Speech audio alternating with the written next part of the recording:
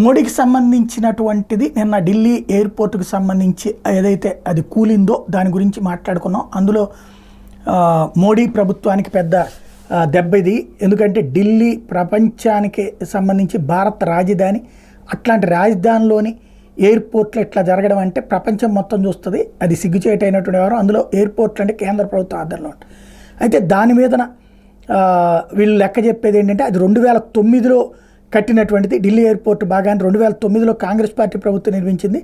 దాన్ని మోడీ ప్రారంభించారని కాంగ్రెస్ చేస్తున్న ప్రచారం తప్పు, నో డౌట్, మంచిదే. కానీ ఎవరు కట్టారన్నది కాదు, ఇప్పుడు ఎలా ఉంది అన్నటువంటిది. మోడీ ప్రభుత్వం 2014లో వచ్చింది.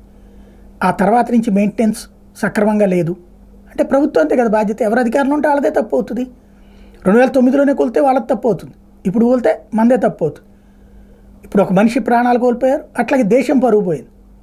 ఇంకోటి ఇప్పుడు ఇది పాఠంగా నేర్చుకుని దేశవ్యాప్తంగా ఉన్నటువంటి ఎయిర్పోర్ట్లకు సంబంధించి ఇలాంటి షెడ్లలాగా కట్టేస్తున్నారు. అన్నీ ఏ కన్వెన్షన్ సెంటర్లు ఉంటాయి చూడండి, ఆ కన్వెన్షన్ సెంటర్లాగా కట్టిపడేస్తున్నారు ఎయిర్పోర్ట్లు.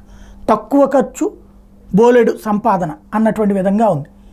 అవన్నిటి మీద ఓ నివేదికని తీసుకుని ఇప్పటికైనా వాటి పరిష్కరించాల్సిన బాధ్యత మోడీ సర్కారు, ఆ మోడీ సర్కారులో కీలకమైన పౌర విమానయాన శాఖ మంత్రి రామ్మోహన్ నాయుడుకి ఉంది.